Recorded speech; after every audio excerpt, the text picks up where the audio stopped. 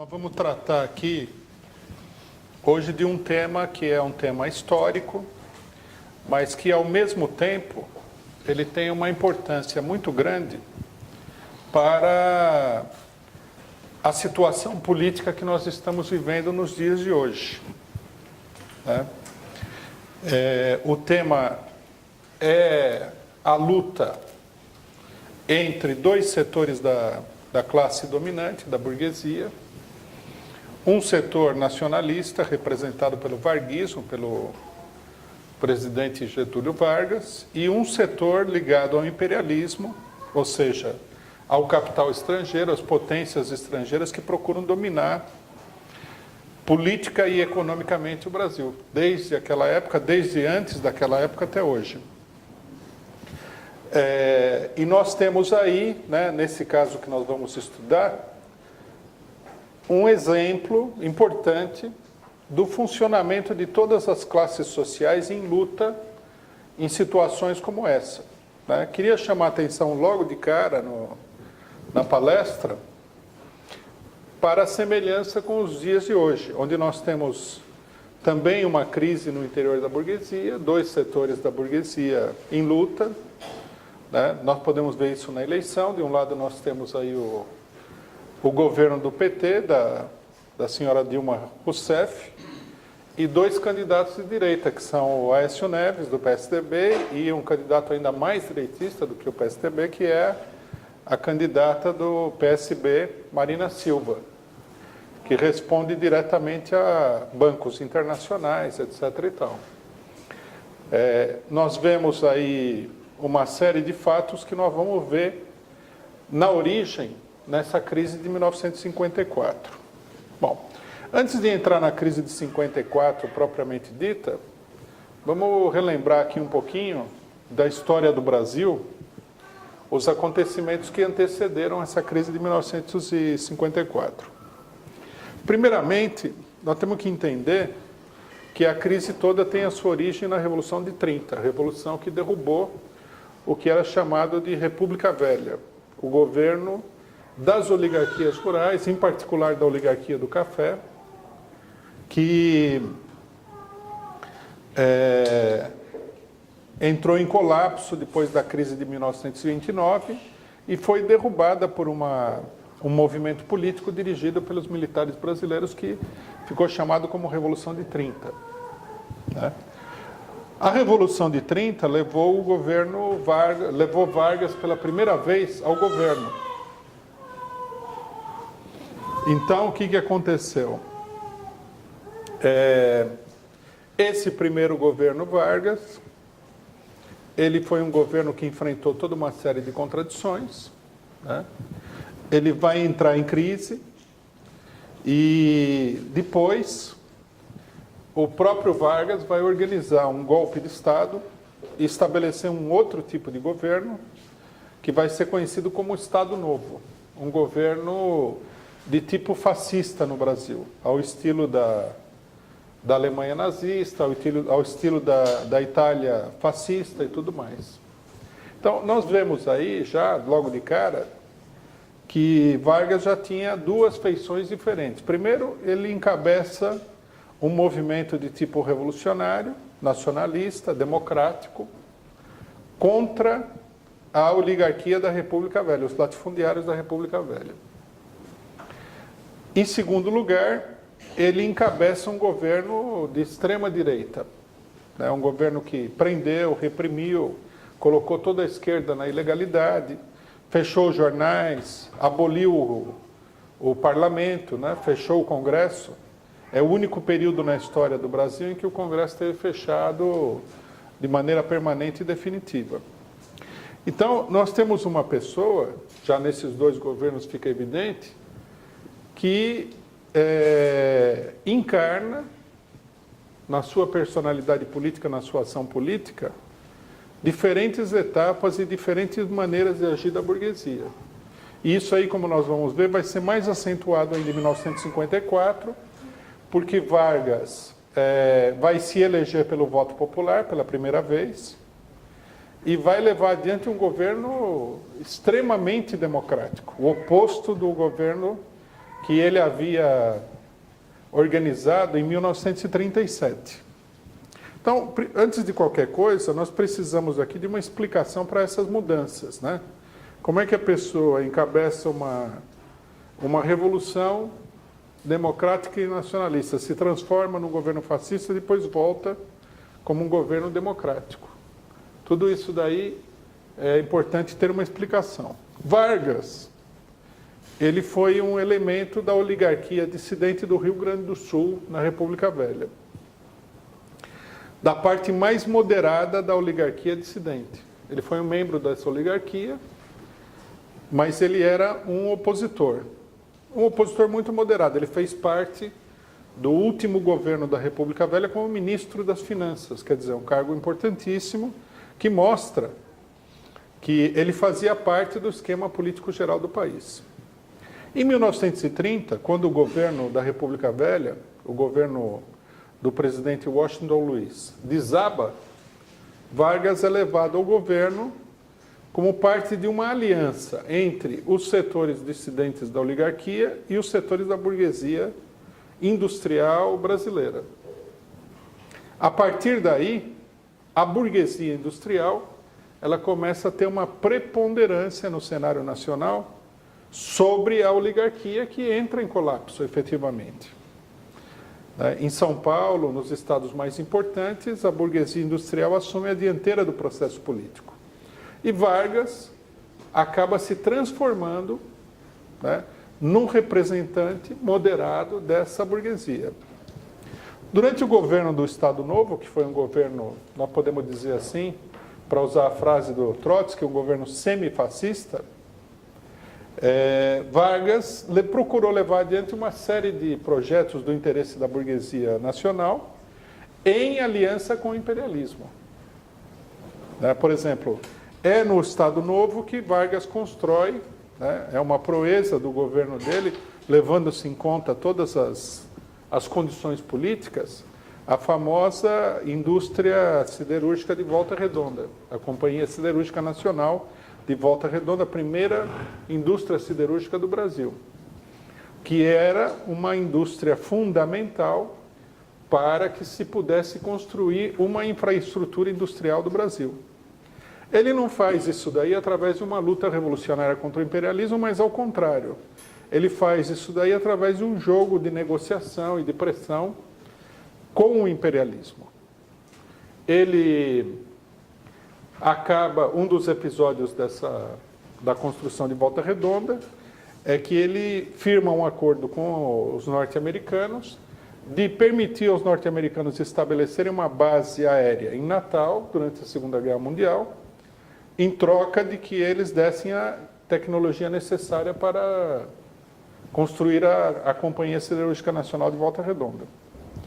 Pode parecer para as pessoas de hoje que isso daí seja uma coisa estranha, mas o fato é que naquela época o Brasil não tinha, né, nem o capital, nem o volume de capital necessário e nem o conhecimento científico e técnico para construir uma indústria desse porte. Essa foi a primeira e foi uma conquista do país e da burguesia brasileira, no sentido da industrialização, do desenvolvimento da industrialização do Brasil.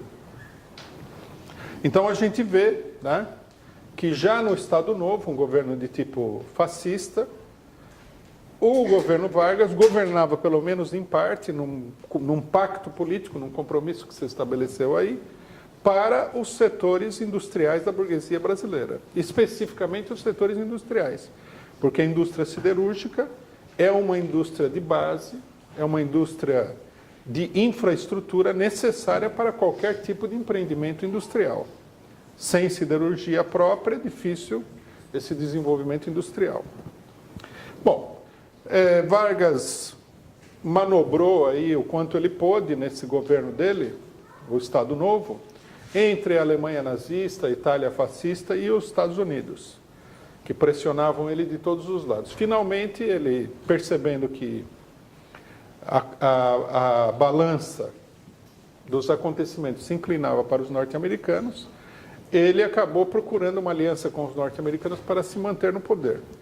É por esse motivo, por exemplo, que o Brasil foi o único país da América Latina que enviou tropas para lutar do lado dos Estados Unidos e da Inglaterra na Europa na Segunda Guerra Mundial. O Brasil enviou 10 mil soldados na Força Expedicionária Brasileira que lutaram ao lado dos aliados contra a Alemanha e a Itália. O que serviu também para que os militares norte-americanos e os políticos norte-americanos adquirissem uma influência importante no interior das Forças Armadas brasileiras. Bom, essas manobras de Vargas junto aos norte-americanos não adiantaram nada, porque em 1945 o governo Vargas é derrubado por um golpe militar orquestrado pelos norte-americanos. Esse episódio do golpe militar é muito importante de ser entendido para que a gente possa entender o que vai acontecer em 1954. Nós temos que entender o seguinte: uma guerra, como foi a Segunda Guerra Mundial, ou qualquer guerra de um modo geral, ela, entre os países imperialistas, ela dividiu o imperialismo e enfraqueceu o imperialismo diante dos países que eles dominavam. Um deles sendo o Brasil, mas muitos outros países se encontravam na mesma situação. Quer dizer, a guerra é um fator de extremo enfraquecimento do imperialismo. O imperialismo teve que lançar um setor do imperialismo contra o outro, enormes recursos materiais, né, de destruição, para poder defender as suas posições no mercado internacional. Então, esse esforço enorme afrouxou, logicamente, não eliminou, mas afrouxou a dominação do imperialismo sobre os países que eles dominavam. Por isso que depois da Segunda Guerra Mundial, o que a gente vê é uma séria tendência à libertação dos países coloniais, né, dos países imperialistas, dos países metropolitanos.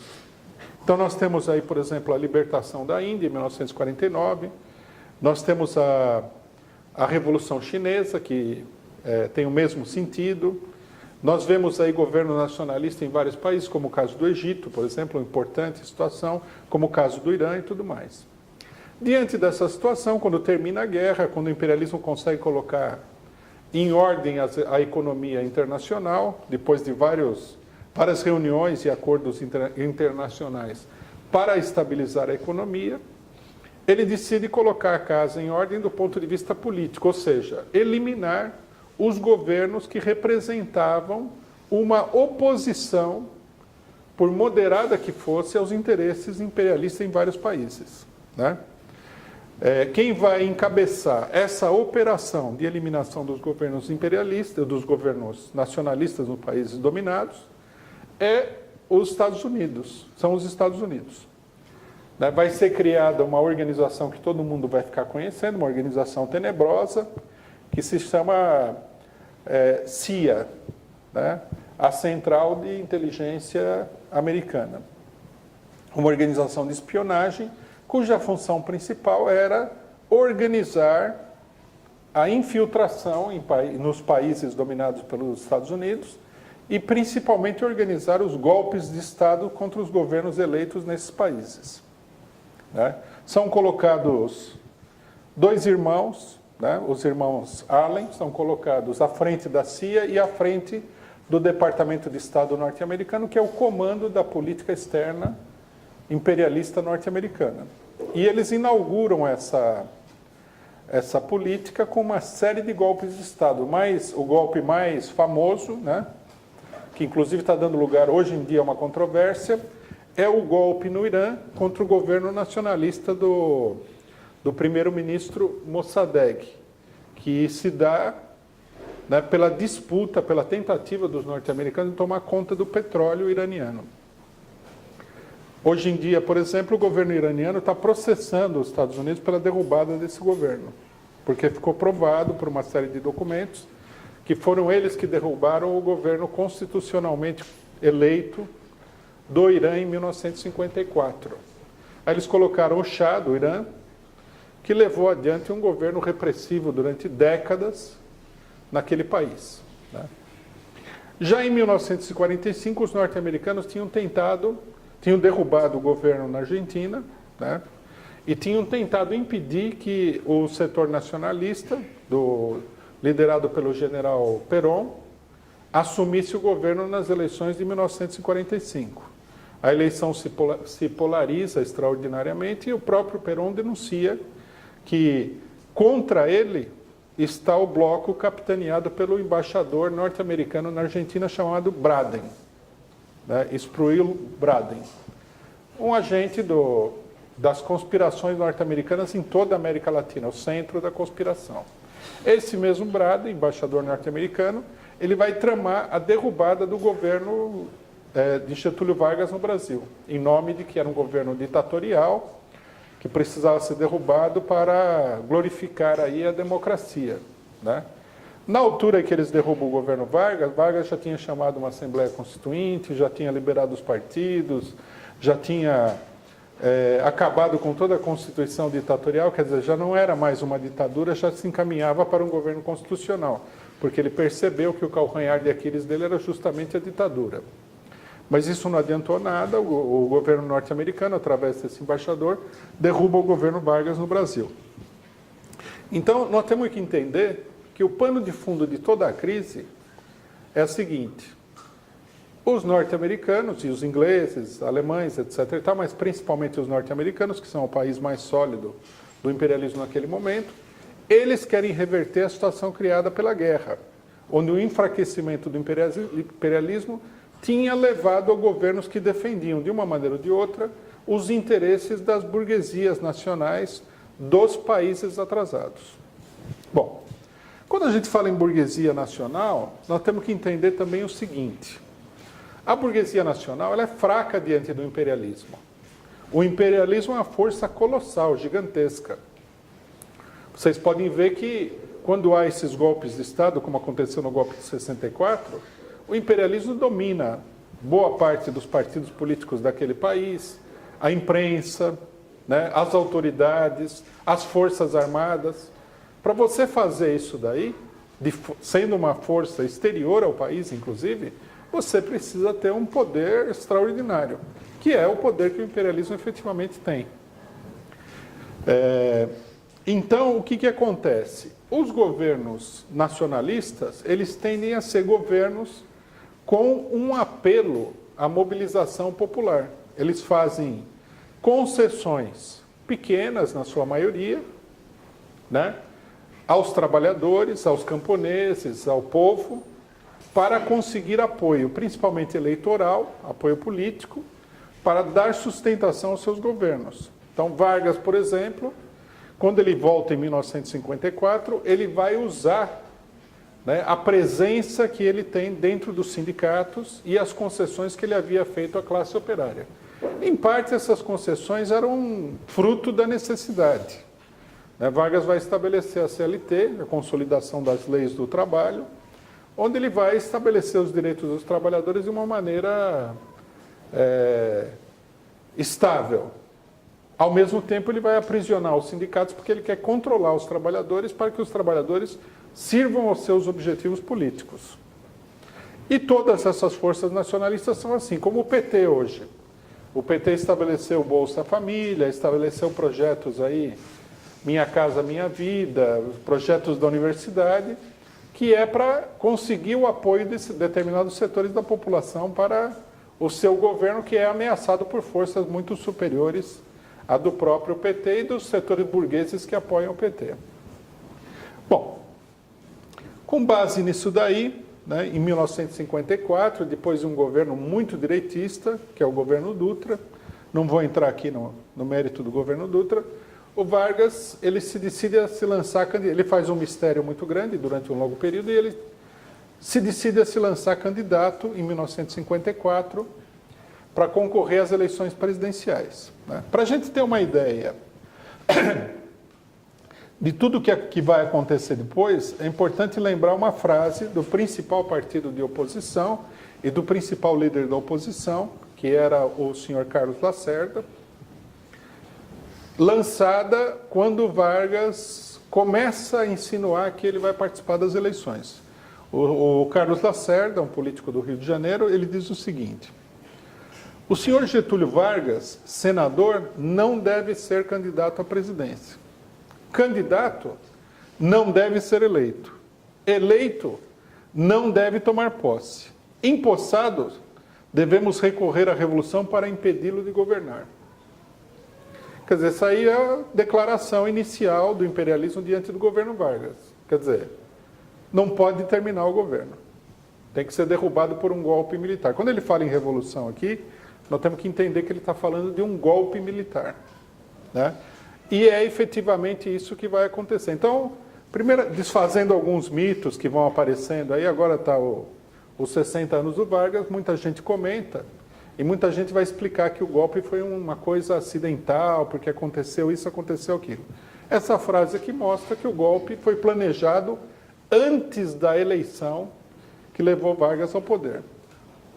Bom, Vargas era uma zebra eleitoral.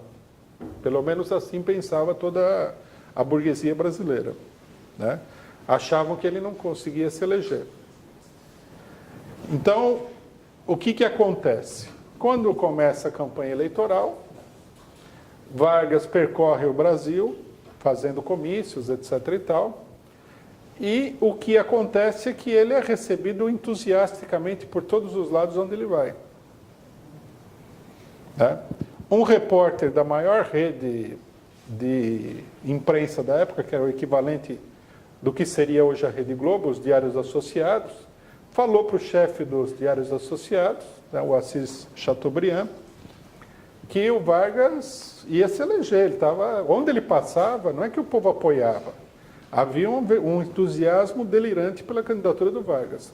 O Assis Chateaubriand falou, não, você está sonhando, você que está delirando, não é que o apoio é delirante. Falou, vamos trazer você aqui de volta para o Rio de Janeiro, vamos colocar a sua cabeça num balde de gelo para esfriar ela, porque você está fora da realidade. Mas o repórter, que é uma pessoa que vai cumprir uma função importante no governo Vargas, Samuel Weiner, não estava sonhando nada, ele estava vendo com os próprios olhos que Vargas tinha um imenso apoio popular contra os outros, né, que eram verdadeiros agentes do imperialismo. Bom, o Vargas ganha por uma vitória avassaladora, né, com mais de 5 milhões de votos na época, que era uma votação extraordinária. E fica claro, quando ele assume, qual é a oposição do imperialismo ao governo Vargas. O Vargas ele chega ao poder com um projeto totalmente reformulado do que havia sido o governo dele anteriormente, um projeto nacionalista, um programa nacionalista. Então, ele coloca como um dos pontos centrais do governo dele a organização da exploração do petróleo, que vai finalmente acabar em 1953 no governo Vargas, na criação da Petrobras, contra uma oposição gigantesca.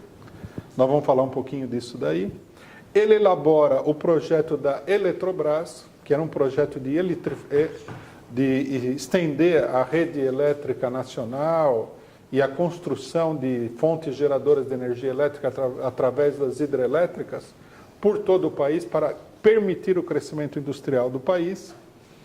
Ele vai elaborar projetos, né, que depois vão ser objeto de muita controvérsia e muita luta política para superar as desigualdades regionais do Brasil, né, como, por exemplo, um plano para a Amazônia, que depois vai terminar no CIVAN, né, Superintendência da Amazônia, o plano de criação do Banco do Nordeste para impulsionar o investimento industrial no Nordeste. Ele vai criar o BNDE, Banco Nacional de Desenvolvimento Econômico, que existe até hoje, com o nome de BNDES, para financiar o desenvolvimento do capital nacional.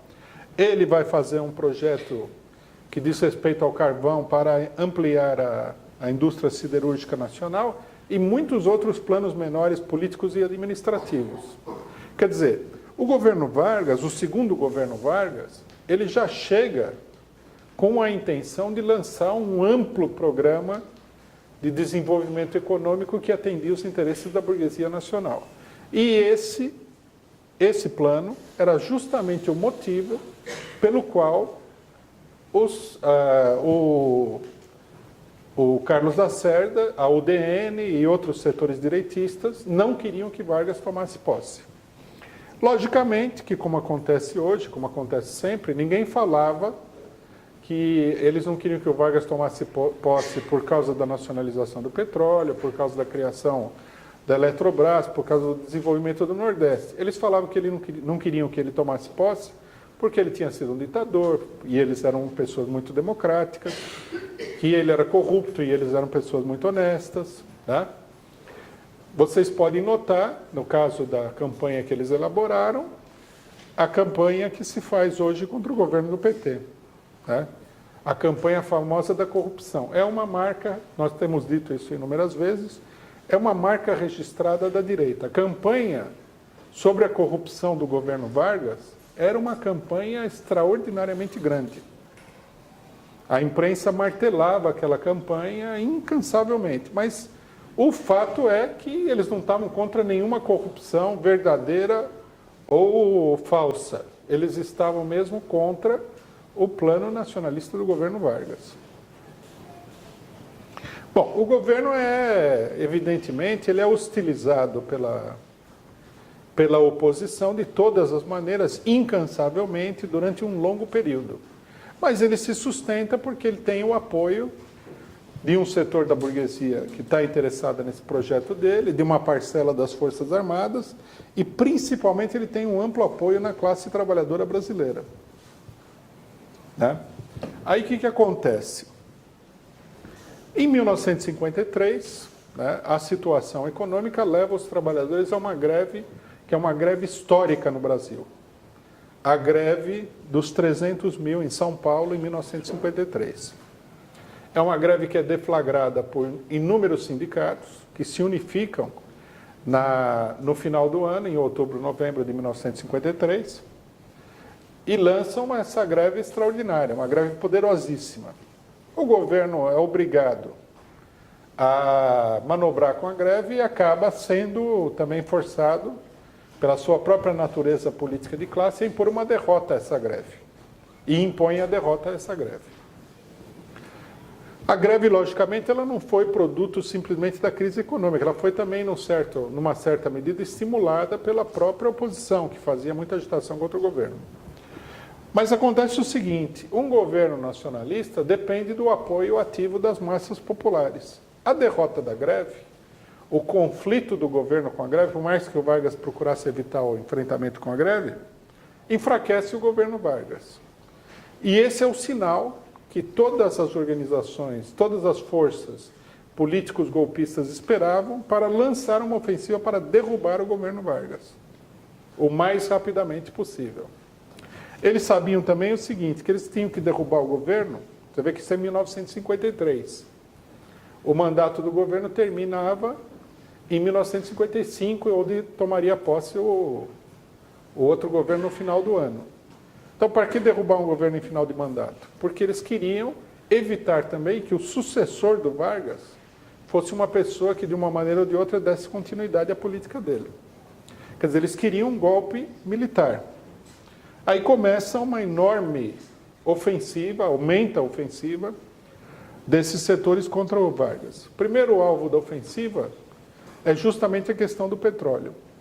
Eu não sei se vocês sabem, mas a luta pela estatização do petróleo, a famosa campanha do petróleo é nosso, ela foi levada adiante pelos militares que dominavam, a ala nacionalista dos militares que dominavam o clube militar.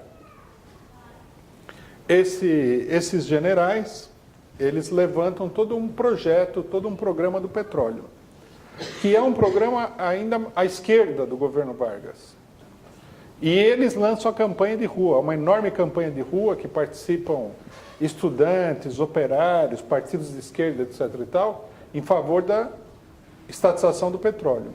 Finalmente, Vargas elabora o seu próprio projeto, né, e consegue estabelecer a Petrobras.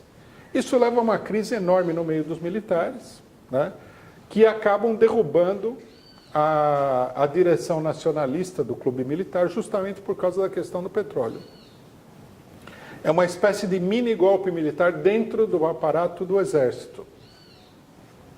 Para vocês terem ideia de como é que foi a coisa, não só eles derrubaram os que estavam lá, como eles chegaram a prender 200 oficiais do Exército, que eram nacionalistas, chegaram a transferir mais de 1.000 oficiais, que eram nacionalistas também. Né? Durante a gestão nacionalista, eles transferiram quase todos os diretores do clube militar. Aí esses diretores foram substituídos por generais da reserva, para que não podiam ser transferidos para lugar nenhum, etc. e tal. Agrediram vários militares, houve tortura, houve de tudo dentro dos militares para derrubar a ala nacionalista do Exército. Isso daí foi uma crise enorme, cresceu o clima de mobilização contra o Vargas, acusações de todos os lados. Logicamente que os militares que eram ligados aos Estados Unidos, eles não só não falavam contra o nacionalismo nem nada, como eles falavam que eles mesmos eram nacionalistas. Não, nós somos nacionalistas, nós somos democratas, etc. e tal. Eles acusavam as pessoas de coisas menores que eles conseguiam arrumar. Bom, no período anterior a esse, né, há um caso muito importante que faz parte do golpe e que diz respeito a um dos aspectos centrais de todo o problema político, golpista, etc. e tal, que é a questão da imprensa. Vargas foi eleito contra toda a imprensa, a grande imprensa nacional, a imprensa capitalista, né? Inclusive, ele teria declarado durante a eleição o seguinte: eu não preciso da imprensa para ganhar. Né? Aí esse jornalista que estava com ele falou: talvez você não precise da imprensa para ganhar, mas você vai precisar da imprensa para governar e se manter no governo. A imprensa era toda contra ele. É a mesma coisa que a gente vê hoje. A imprensa se unificava, se cartelizava e atacava o governo todo dia por todos os motivos possíveis e imagináveis. Destacando, né, na campanha da imprensa, duas acusações fundamentais. Uma acusação da corrupção, outra acusação de que o Vargas era um ditador, de que as coisas que ele fazia era ditadura. Se ele queria o petróleo assim assado, ditadura porque não atendia a livre iniciativa, isso, ditadura e corrupção, ditadura e corrupção. Igualzinho que a gente vê na imprensa de hoje. Né? Os órgãos de imprensa mais importantes que lideravam a campanha eram os diários associados, a Rede Globo da época, que tinha a TV Tupi, né? A rede de televisão na época mais importante do país, um jornal chamado Correio da Manhã, que, se não me engano, tinha também uma rádio, e o jornal O Globo, que tinha também a Rádio Globo. Esse conglomerado de imprensa dominava a campanha contra o Vargas. E havia também um jornal, que já era um jornal menor, mas importante, abertamente oposicionista, que era o jornal A Tribuna da Imprensa, criada pelo próprio Carlos Lacerda. A campanha contra o Vargas era uma campanha diária. Inventavam histórias, que ele teria dito isso, que ele teria feito isso a favor de alguém, que tinha um caso de corrupção aqui. E é importante a gente notar o seguinte: a maior parte dessas acusações, né, eram acusações inventadas, falsas. Qualquer coisinha se transformava numa bola de neve contra o governo Vargas. Aí, o grupo do Vargas teve a ideia de lançar um jornal próprio. A ideia mais natural, quebrar o monopólio da imprensa lançando um jornal próprio. Esse jornalista, que era dos Diários Associados, que tinha se transformado num amigo do Wagner, Samuel Weiner, criou o jornal Última Hora. Ele conseguiu um empréstimo do Banco do Brasil, e com esse empréstimo do Banco do Brasil ele comprou uma oficina gráfica e montou o jornal Última Hora. Bom, como diz o Lula, nunca na história desse país alguém foi tão combatido como esse cidadão que formou o jornal Última Hora. Acusaram ele de tudo que era possível e imaginável. Primeiro acusaram ele de ter conseguido um empréstimo no Banco do Brasil, sendo que o empréstimo dele era um empréstimo normal. Ele tinha lá máquinas, equipamento, ofereceu, o banco emprestou dinheiro para ele, os juros de mercado, e usou o patrimônio dele como garantia de que ele ia pagar o empréstimo. E ele estava pagando o empréstimo normalmente. Isso é fato porque o governo Vargas não queria se arriscar uma denúncia de favoritismo. O favoritismo aí teria sido que ligaram para o cara do Banco do Brasil e falaram: não, aprove o empréstimo dele sem dúvida nenhuma. Todos os outros órgãos de imprensa tinham empréstimos com o Banco do Brasil, muito maiores do que o dele. Mas a oposição lançou uma campanha gigantesca contra esse jornal Última Hora. Inclusive, o jornal Última Hora, por um erro de cálculo do próprio dono do jornal, pediu ao Congresso, para resolver a parada, a constituição de uma CPI, Comissão Parlamentar de Inquérito. Foi a primeira vez na história do Brasil que foi montada uma CPI, que não existia, que foi criada ao modelo norte-americano. Por exemplo, a Comissão dos Assuntos Anti-Americanos do senador McCarthy era um modelo dessa CPI. Ingenuamente, né, o jornalista falou, vamos tentar fazer a verdade vir à tona. A CPI se transformou num verdadeiro tribunal de inquisição, de perseguição a esse homem. Ele acabou sendo preso, inclusive. Ele acabou sendo preso, levantaram até o fato de que ele não seria brasileiro, para impedir que ele tivesse um jornal. Uma perseguição de todos os sentidos imagináveis. Ele quase foi à falência. Ele só não foi à falência porque o jornal dele era um jornal muito popular. Mas ele foi perseguido de todos os modos que a gente possa imaginar. Era o único jornal que defendia o governo, que respondia às calúnias contra o governo. Bom, vocês imaginem então como é que foi essa campanha. A imprensa burguesa, os militares, determinados setores do imperialismo que estavam por trás dessa campanha, né? Havia, inclusive, um núcleo que coordenava essa campanha diretamente ligado aos norte-americanos. Foram num trabalho intenso de desestabilização do governo.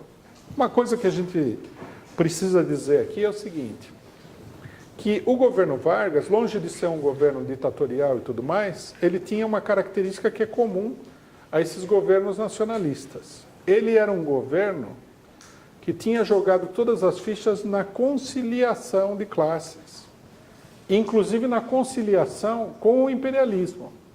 Quer dizer, ele tentou montar uma composição de forças que permitisse a ele aprovar determinados projetos importantes com o acordo das forças políticas existentes. E isso daí era, logicamente, a grande dificuldade do governo, porque a oposição não queria nenhum tipo de colaboração.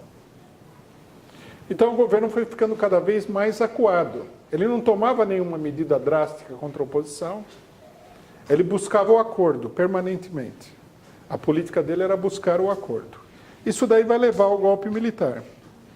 O que acontece? Com essa campanha se intensificando o tempo todo, à medida que o Vargas apresentava os projetos no Congresso Nacional, a campanha crescia e as acusações de que ele era ditador, criminoso, de que era uma quadrilha, etc. e tal, cresciam. A pressão ficou tão grande que, num dado momento, né, esse Carlos Lacerda, o jornalista de oposição, político de oposição, ele sofre um atentado. Duas pessoas aparecem lá na porta da casa dele, atiram contra ele e matam uma pessoa que estava acompanhando ele, um major da aeronáutica, chamado Rubem Vaz. Bom, isso daí foi a gota d'água para o golpe militar. Foi, digamos assim, a última coisa que faltava para organizar o golpe militar. O atentado foi promovido, se descobriu muito rapidamente, porque foi um atentado muito mal organizado, ele foi promovido pelo chefe da segurança do Vargas. Quer dizer, implicava diretamente o governo, apesar de que ninguém até hoje conseguiu provar que ninguém do alto escalão estivesse envolvido nisso. Talvez alguém estivesse envolvido, mas certamente não seria o Vargas, porque contrariava a política dele, né? Normalmente, nesses casos, a gente deve acreditar que as vítimas, no caso a oposição, eles vão instigando para que justamente essas coisas aconteçam. Bom, aí se abre toda a conspiração golpista. A primeira coisa que eles fazem é o seguinte, eles tiram a polícia da investigação completamente, e colocam a investigação nas mãos da aeronáutica, que era o setor mais oposicionista dentro das Forças Armadas. A aeronáutica estabelece um tribunal, um inquérito militar, para averiguar um crime comum, tentativa de assassinato, no aeroporto do Galeão. E ali começa a intimidar todo mundo, chamar as pessoas. Pessoas ligadas ao Vargas foram torturadas no Galeão, isso aí ficou comprovado também. Quer dizer, criou-se uma situação em que o governo está totalmente acuado. Essa questão, esse inquérito do Galeão, na época, foi chamado de República do Galeão. Era o centro da conspiração golpista. Eles estavam criando uma situação para derrubar o governo, né? Inclusive, uma das pessoas que foi colocada para fazer o inquérito pelo governo, que deu um depoimento posteriormente, fala que o menor interesse de todos era descobrir os assassinos. O único interesse era fazer propaganda para culpar o governo pelo assassinato para poder derrubar o governo. Bom, isso daí levou a coisa às últimas consequências. A imprensa toda atacando, né? A imprensa falava que o governo era uma quadrilha de bandidos, que tinha sido Vargas que tinha mandado matar o cidadão, sem prova nenhuma disso daí. E cresceu a campanha a um tal ponto que estava evidente que o golpe militar era iminente. É aí que se dá o famoso suicídio do Vargas, né? Ao invés, ele fala que ele tinha falado no começo do governo que ele estava disposto a tudo, que ele tinha sido muito perseguido, tinha sido derrubado por um golpe, que ele não estava disposto a sofrer nenhuma humilhação. Aí, sem consultar ninguém, aparentemente sem o conhecimento de ninguém, ele, no auge da crise, meteu uma bala no coração e deixou um documento onde ele acusa os seus inimigos de terem perseguido ele pelos motivos reais. Quer dizer, impedir a realização dos projetos nacionalistas, a defesa dos trabalhadores, essa coisa toda. Um documento famoso que é conhecido como a Carta Testamento, né? Bom, o suicídio de Vargas teve o efeito de um bumerangue, né? Os golpistas achavam que eles tinham a situação sob controle, que a campanha de imprensa, aproximadamente 4 anos de calúnia, de ataques ao governo, tinha convencido toda a população de que o Vargas era um criminoso mesmo. Mas, na realidade, o que os acontecimentos mostraram é que o povo não tinha se convencido disso. Que as pessoas que defendiam Vargas e que não gostavam dos outros, eles tinham ficado acuadas, intimidadas pela brutalidade da oposição, pela violência da oposição. Mas que eles não tinham se convencido de absolutamente nada. Aí o que acontece? Quando aparece a notícia da morte do Vargas, a população promove no Rio de Janeiro uma verdadeira revolução. Eles atacam os políticos da oposição. Carlos Lacerda, por exemplo, ele é obrigado a se refugiar na base aérea do Galeão, e de lá ele vai para a Europa, de medo de ser linchado pelo povo. Quer dizer, não tinha... E quando ele volta depois, alguns meses depois ele volta, ele inclusive tem medo de sair à rua para fazer comício e tudo mais, porque ele tinha medo de ainda ser linchado, porque ele era identificado como o principal causador do suicídio do Vargas. Bom, o povo... Aí você vê uma coisa que muita gente não tinha entendido sobre o Brasil e não entende até hoje. O povo ataca a embaixada norte-americana, né? E, de um modo geral, ataca também as bases militares da aeronáutica, tudo, e é repelido a bala pela aeronáutica.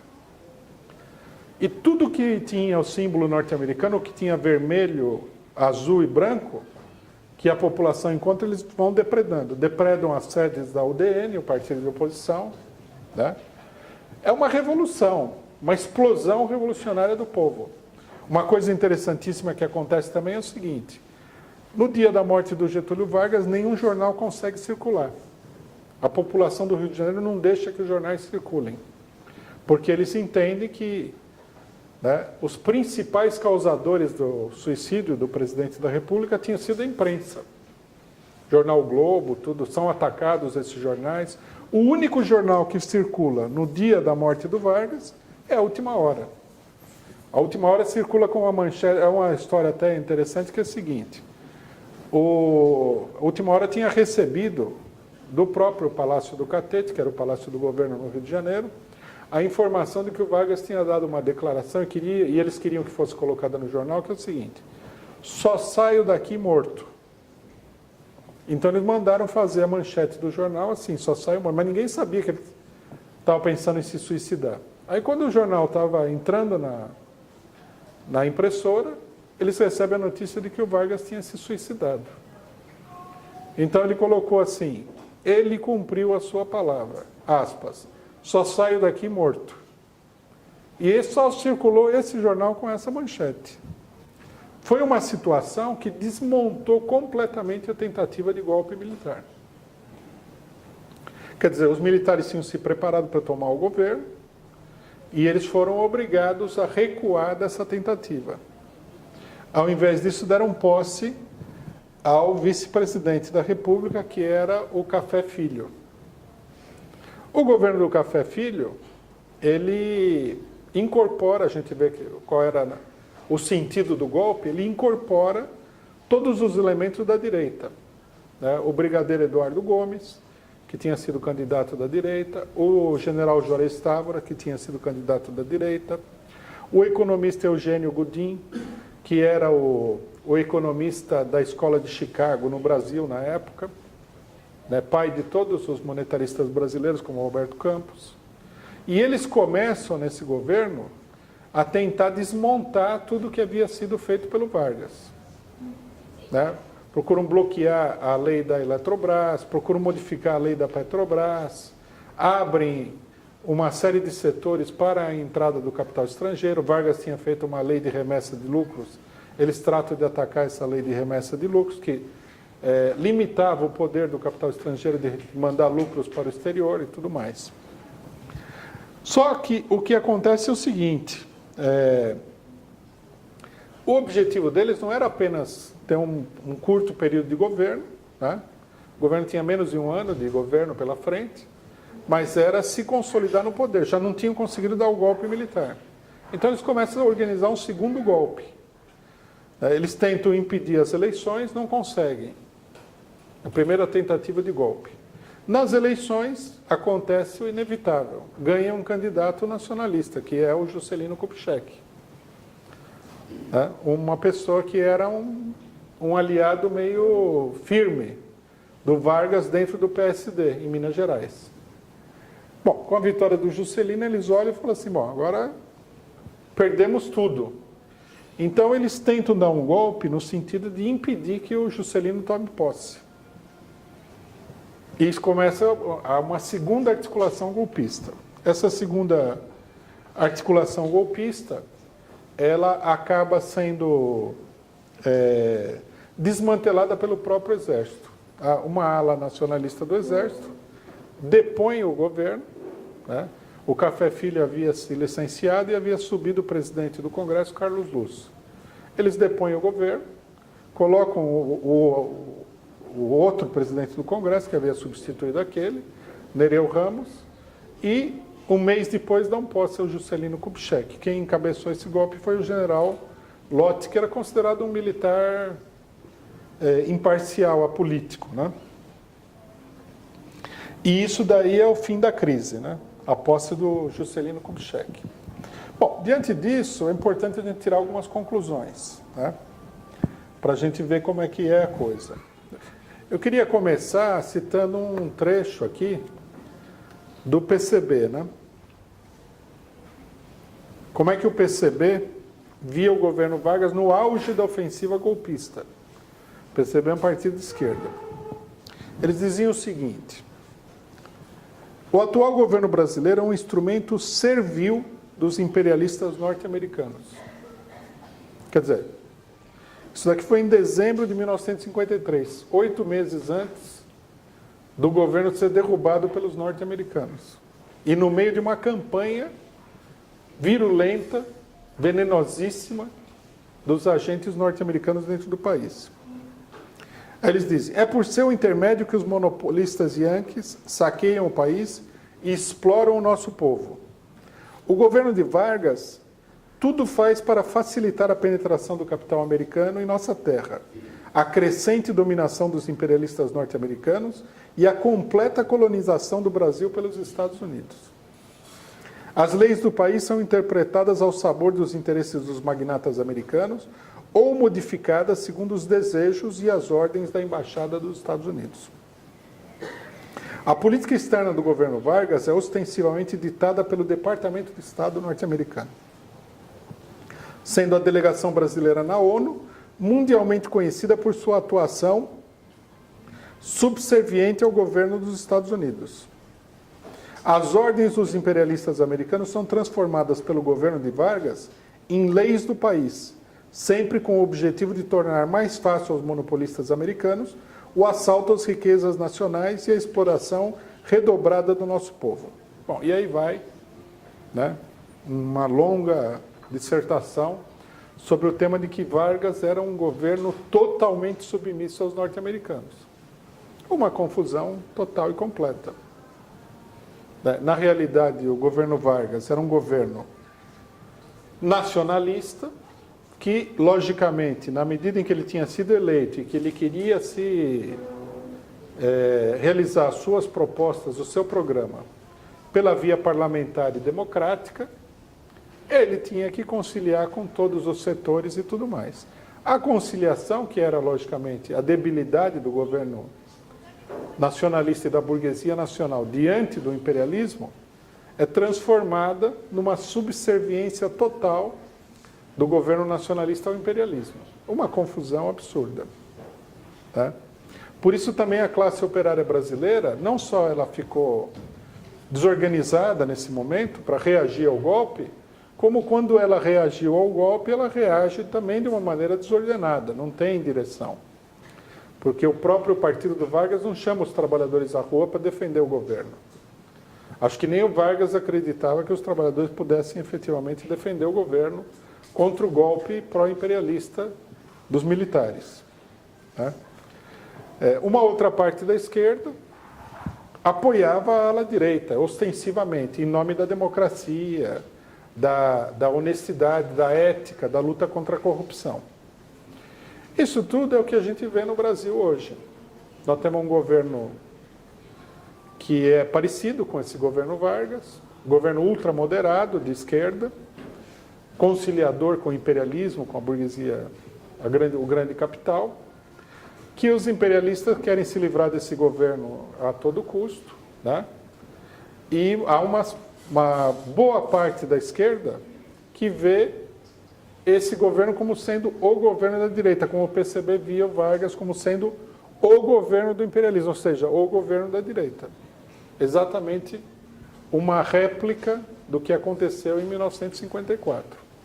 Então, quer dizer, uma conclusão que nós devemos tirar é a seguinte: primeiro, que é preciso, em política, saber diferenciar as coisas.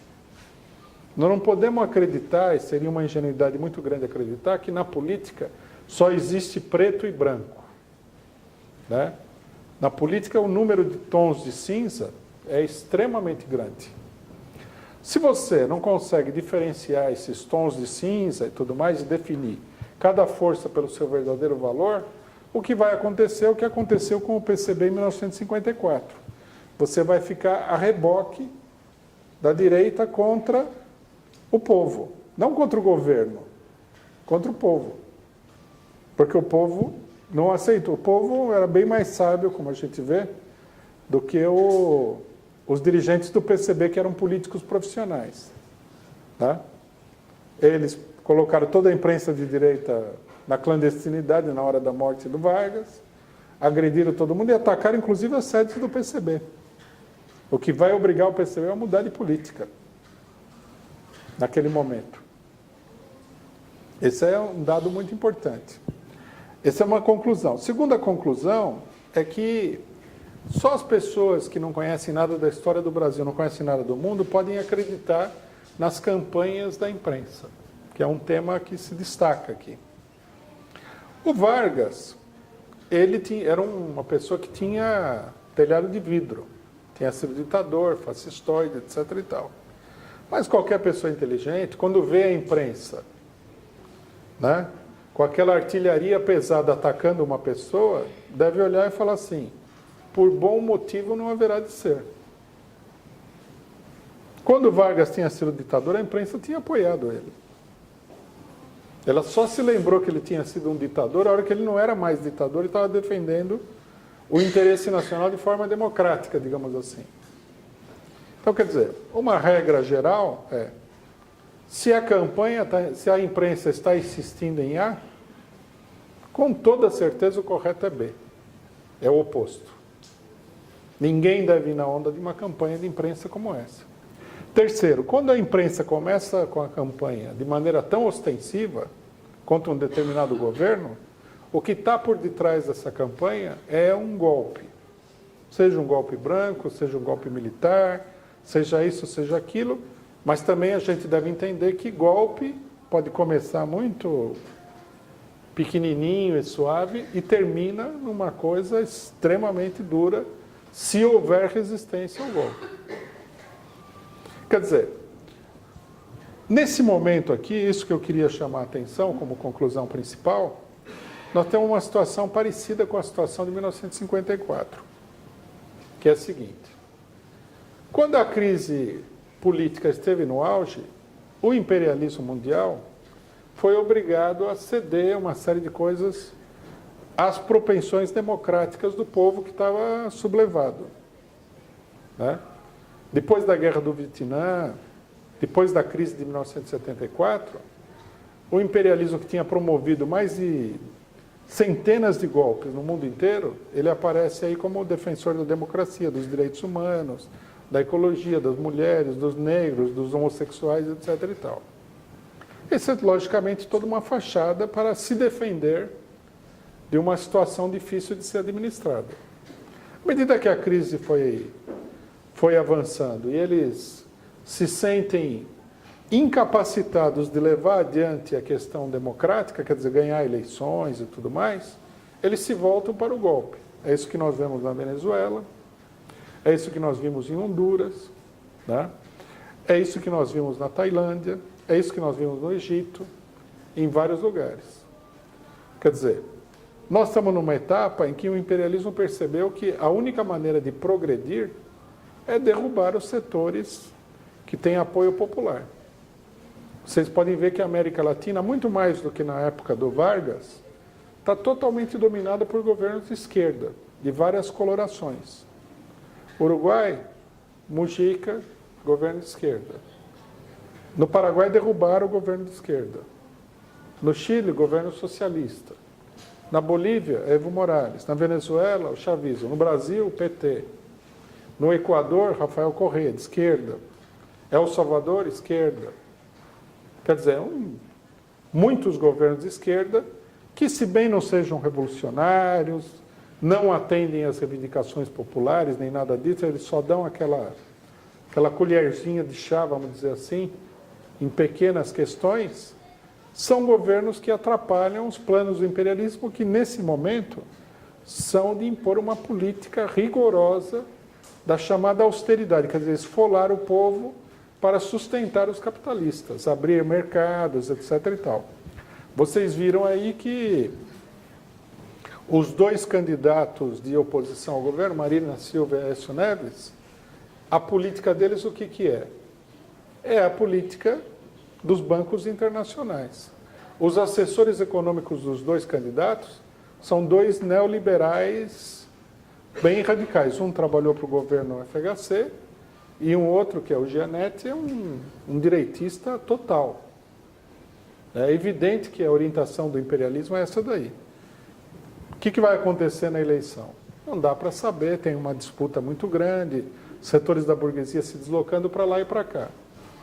Mas o fato é que, se o imperialismo não ganhar a eleição, vai tentar impor essa política de qualquer maneira. O PT, isso confunde muita gente, ele já tem uma propensão a buscar um acordo com o imperialismo, como Vargas tinha em todas as questões. Buscar um acordo. Por exemplo, hoje nos jornais saiu aí que a Dilma vai exonerar o Manteiga, né, que já não é nenhum radical de nada, para colocar um ministro mais do gosto dos empresários, etc. e tal, um acordo com o imperialismo. Aí a Marina Silva, só falta falar inglês, né? Falou que, mas aí, se trocar o Manteiga em 2015, pode ser tarde demais. Quer dizer, é a voz dos bancos, né? Ela deveria dar entrevista em inglês com legenda, tradução simultânea e tal. Falar, não, nós, os bancos, queremos a saída do Manteiga imediatamente. E veja que o Manteiga, para a maioria da população, não dá nem para entender por que ele seria tão ruim assim, porque ele é um direitista também, né? Mas o fato é que o PT, mesmo conciliando com o imperialismo, não vai fazer toda a política que eles querem. Assim como o Vargas também conciliou, cedeu um monte de coisa, muita coisa ele cedeu, muita coisa mesmo, mas o pouco que ele fez ou queria fazer, o imperialismo não conseguia engolir, não conseguia digerir. Então tem que levar em consideração isso daí. Isso coloca para a classe trabalhadora, para um partido revolucionário, um partido operário, um problema político que precisa ser claramente definido. Quer dizer, nós combatemos a política do PT? Combatemos, porque é uma política de colaboração de classes, de ajuda aos empresários, de migalhas para os trabalhadores e milhões para os empresários.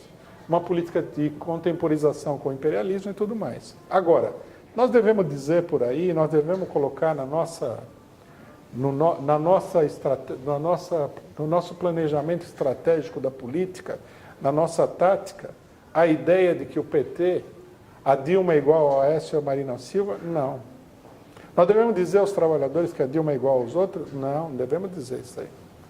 Nós devemos dizer que o PT é um governo de esquerda, muito conciliador, tá certo? E que se o PT for derrubado, quem vai pagar a conta são os trabalhadores. O PT só poderia ser derrubado pelos próprios trabalhadores, para que fosse uma coisa positiva. Nós somos contra qualquer tentativa golpista, seja ela na forma de golpe militar, seja ela na forma de golpes legais, né? O Getúlio Vargas, por exemplo, quando ele foi eleito, tentaram dar um golpe legal. A oposição inventou que ele precisava de maioria absoluta para ser eleito. Coisa que não estava na lei nem na Constituição. Um golpe disfarçado sobre uma forma legal. Nós somos contra também esse tipo de golpe. Nós somos a favor de organizar os trabalhadores independentemente, denunciar o PT, mas mostrar o caráter da luta que se trava por cima, dentro do Estado.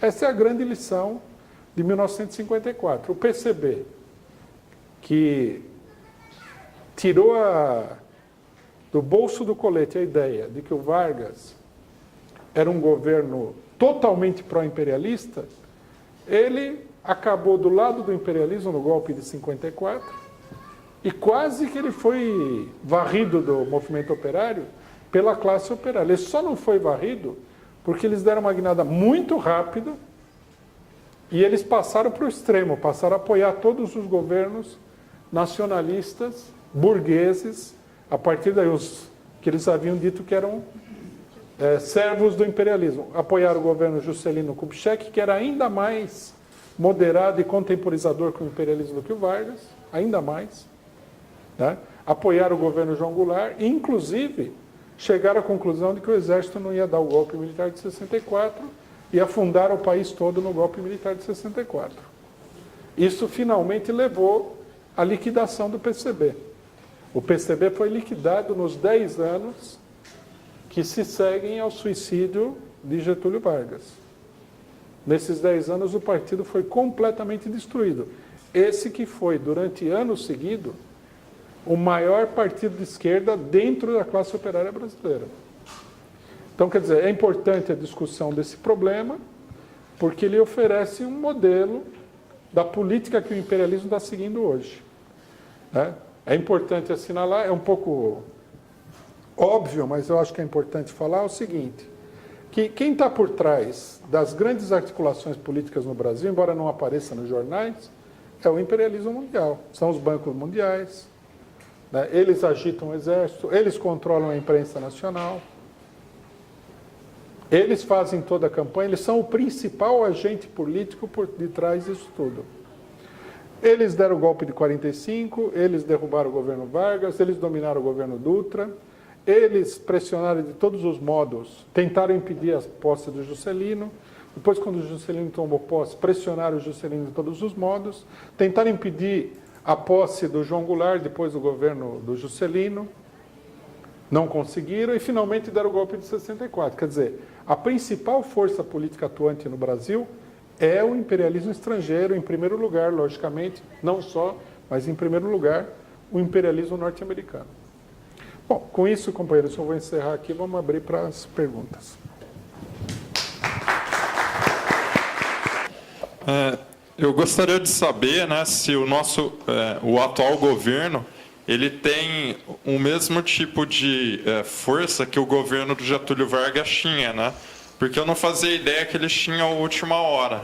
Isso mostra que eles tinham uma visão muito maior do que o PT, por exemplo, que não tem nenhum tipo de imprensa para tentar se defender.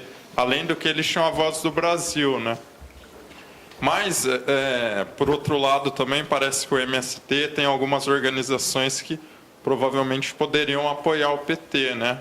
Então, eu fico muito indeciso em saber se, de fato, a gente teria atualmente mais condições, por exemplo, do que o Vargas para evitar qualquer tipo de movimento golpista. Quero jogar um pouco para a época atual. O PSTU,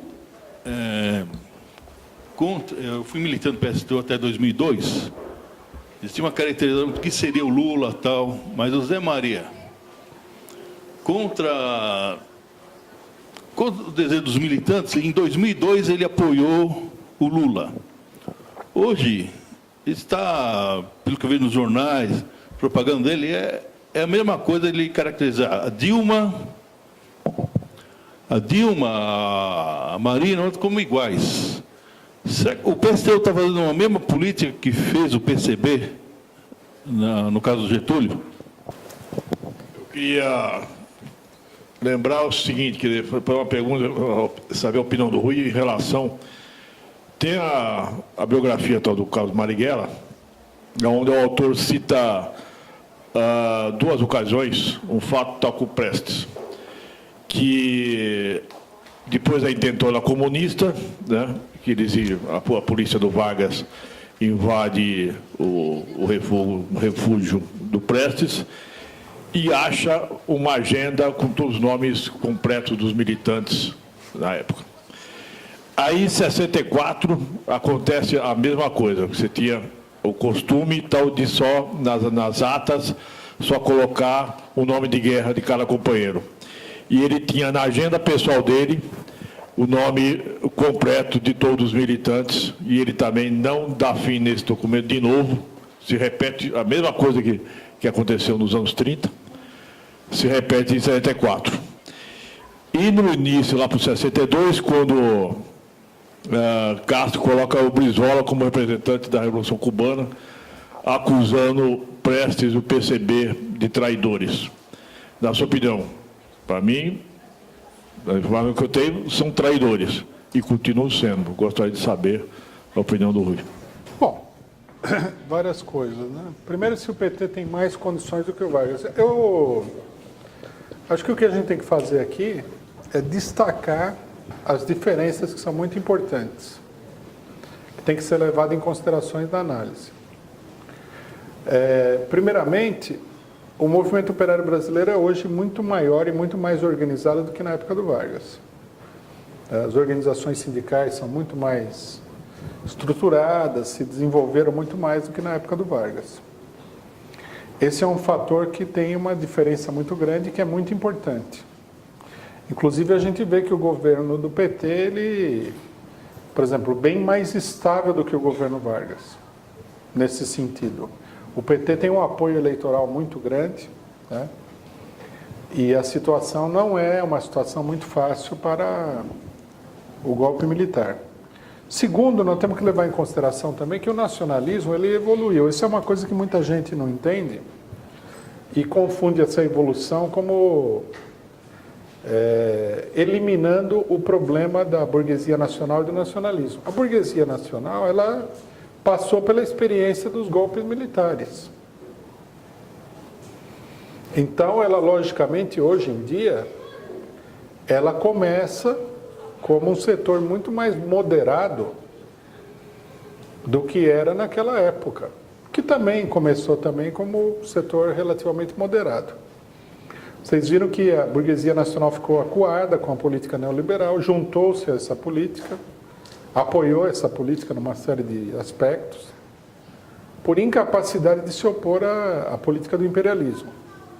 E depois eles foram desenvolvendo lentamente à medida que o imperialismo foi se enfraquecendo, eles foram desenvolvendo um perfil mais programático, mais definido no sentido nacionalista.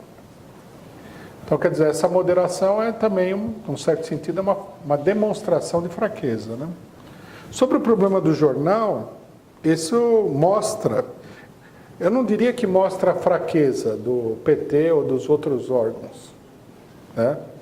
Eu diria que mostra o caráter conciliador, mais altamente conciliador do que o governo Vargas. Agora, nós temos que levar em consideração também que a política do nacionalismo não tem sido essa de criar um órgão de imprensa. Ela tem sido a de dificultar a vida dos órgãos de imprensa existentes.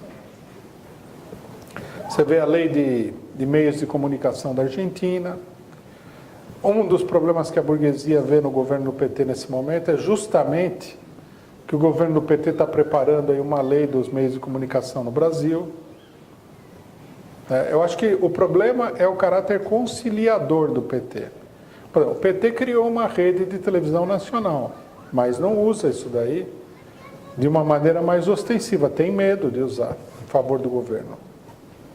Se o PT, por exemplo, pegar essa rede nacional, Rede Brasil, TV Brasil, e começar a falar grosso aí, nossa, chove.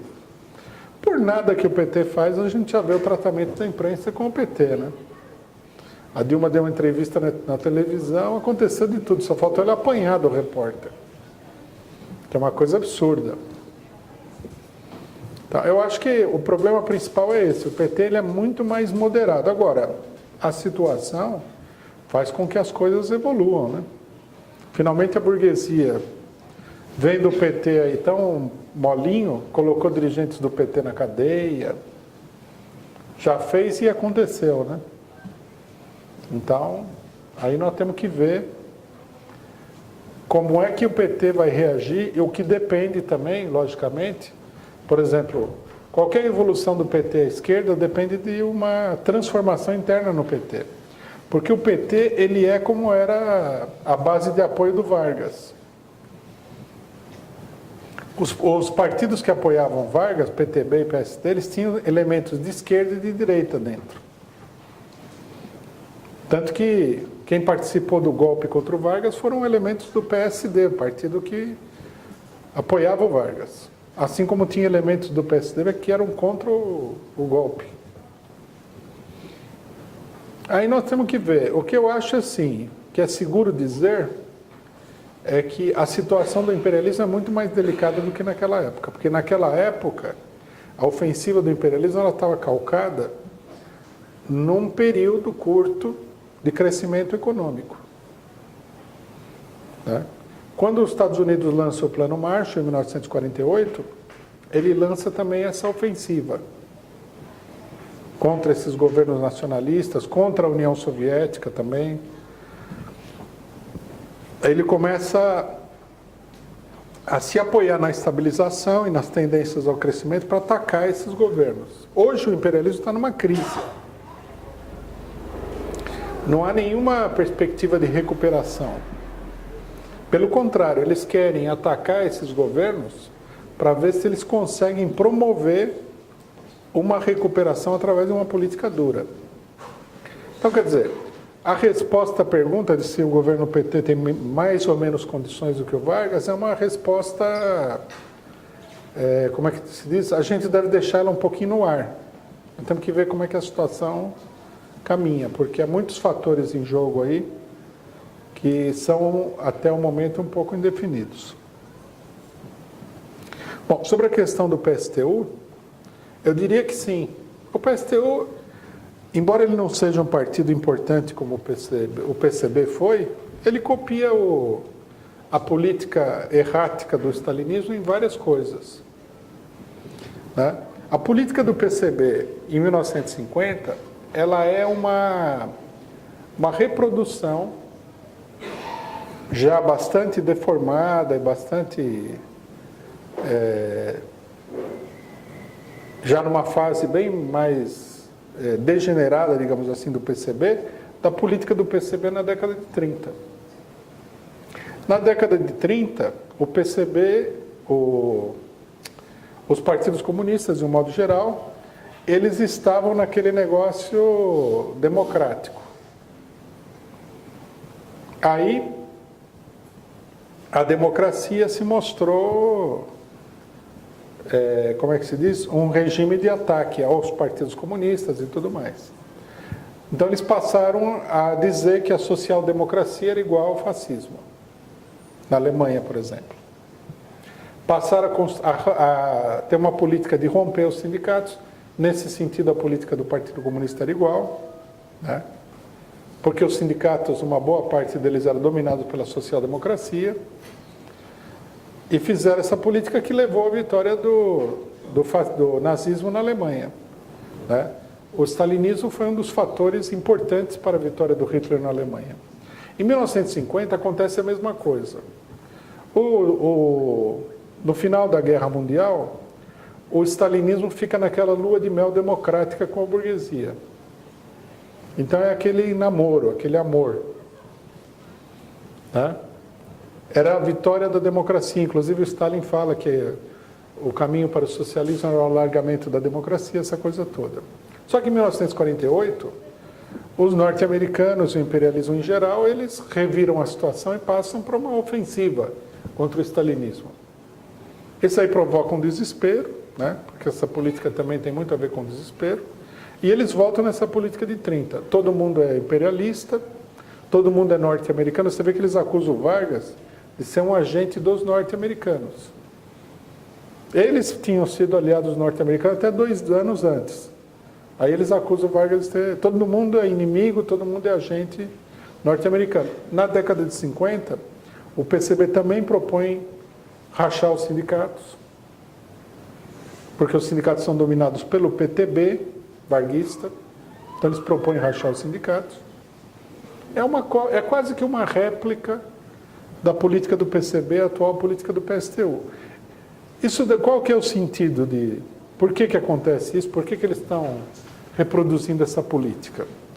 A pequena burguesia, e o PSTU nesse sentido é um partido bem caracteristicamente pequeno burguês, ela tende a oscilar sob a pressão dos acontecimentos. O PSTU esteve com o PT até o PT chegar no governo. O PT era, assim, a maior maravilha do mundo.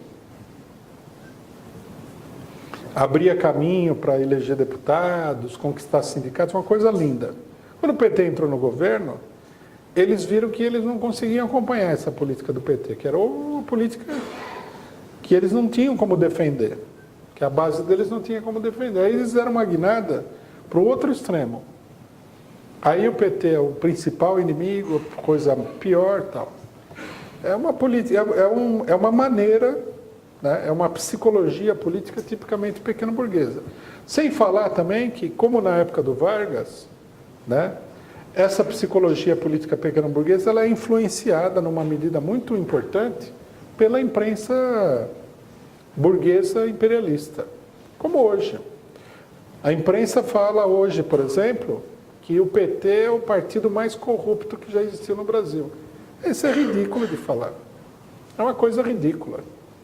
Como é que um partido como o PT vai ser mais corrupto do que todos esses partidos burgueses já passaram por aí? O governo FHC só faltou embrulhar o Brasil e vender para os Estados Unidos. Como é que o PT vai ser mais corrupto que esse governo aí? É uma coisa totalmente absurda. A imprensa fala, e muita gente de classe média, da pequena burguesia, boa parte da esquerda, acha mesmo que o PT é a pior coisa que já aconteceu, o que é totalmente ridículo. É uma falta de discernimento e de espírito crítico. Eu participei de um debate onde uma moça que estava no debate representando o PCB falou que os governos do PT tinham privatizado mais do que o FHC. Eu olhei e falei, mas de onde que ela tirou isso aí? É totalmente absurdo. Tudo bem, o governo PT privatizou estradas de rodagem, fez essa concessão dos aeroportos, fez o leilão do pré-sal, tudo que a gente denunciou. Agora, falar que eles privatizaram mais do que o FHC até desvaloriza a crítica ao PT. Cria uma situação tão estranha que você é obrigado a falar, não, pô, PT não... Você é obrigado a defender o PT diante dessas loucuras, porque quem que vai levar a sério? É uma loucura isso daí. Falar que o governo mais... Bom, tem gente que fala que esse governo é uma ditadura, né? O governo PT é uma ditadura. O governo, não... O regime político, com certeza, é uma ditadura. Agora, o governo do PT... Quando em junho o pessoal atacou lá o palácio lá da Alvorada, começou a botar fogo no palácio, o governo ficou assistindo lá. Fosse o governo FHC, a gente ia ver o que é bom para... Como se diz, né? O pessoal ia ver o que é bom para tosse. O pessoal perdeu totalmente a noção do que está acontecendo no Brasil. Isso é uma confusão enorme. O PSTU é, digamos assim, como é um partido mais pequeno burguês, mais esquerdista, ele também reproduz essa política da maneira mais alucinada possível. É uma política alucinada, delirante. Bom, sobre o negócio da agenda e do PCB, se eles são traidores, eu diria o seguinte: o PCB traiu a classe operária brasileira com a sua política. E eu acho até que dentro do PCB havia elementos aí muito mal intencionados, e provavelmente até agentes da polícia, por que não? Num partido desse tamanho. Agora, nós temos que tomar cuidado, porque o PCB foi um grande partido de massas. Né? Toda a intelectualidade brasileira participou do PCB, uma parcela muito expressiva. Quer dizer, rotular todo mundo como traidor aí é uma generalização indevida, né? O Prestes certamente não era um traidor nesse sentido, que ele entregasse o pessoal para a polícia.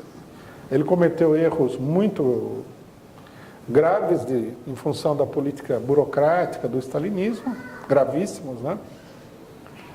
O de 35 nem diria que é o mais grave. Os mais graves são esses, por exemplo, 54, quando o PCB praticamente apoia o golpe contra Vargas, a capitulação diante do golpe de 64, essas coisas são de uma gravidade muito grande. Mas dentro do PCB havia muita gente que tinha uma política equivocada, uma política burguesa, oportunista, mas que não há nada que diga que eles não fossem militantes que acreditavam no que estavam fazendo. Alguns não acreditavam, logicamente. Num partido oportunista desse naipe, sempre tem gente que é cínica, que faz as coisas por puro interesse pessoal, mas uma boa parte, principalmente os operários do PCB, estavam lá porque acreditavam naquela política, estavam iludidos com aquela política. Coisas da história que foram mais voltadas para os trabalhadores, justamente para que não incentivem outras mais para frente, agora, ou se eles apenas querem que todo mundo esqueça, tal, essas coisas mais. Eu gostaria de saber a seguinte opinião. Até hoje, a população brasileira não tem certeza se Getúlio Vargas se suicidou ou se suicidaram. Eu gostaria de saber se o governo do PT, continuando no poder, corre o risco de terminar de uma maneira trágica também.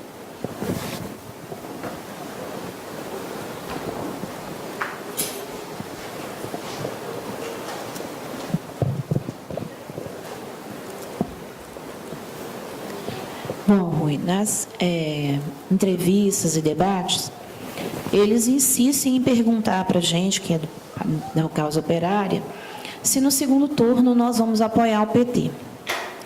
Aí a gente diz, né, eu sempre digo que a gente vai apoiar o projeto que mais defende os trabalhadores, que é mais à esquerda. E aí eles ficam insistindo para eu dar uma resposta direta.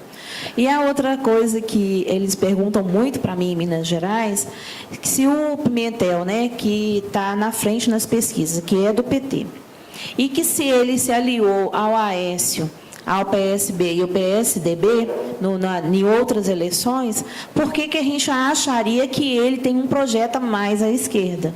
Aí eu falo que o projeto é nacional, não um projeto estadual, simplesmente. Então, eu gostaria de saber como eu posso estar respondendo essa situação. Essa questão da visão negativa do Vargas é interessante, né? Nós temos que entender que... Oi?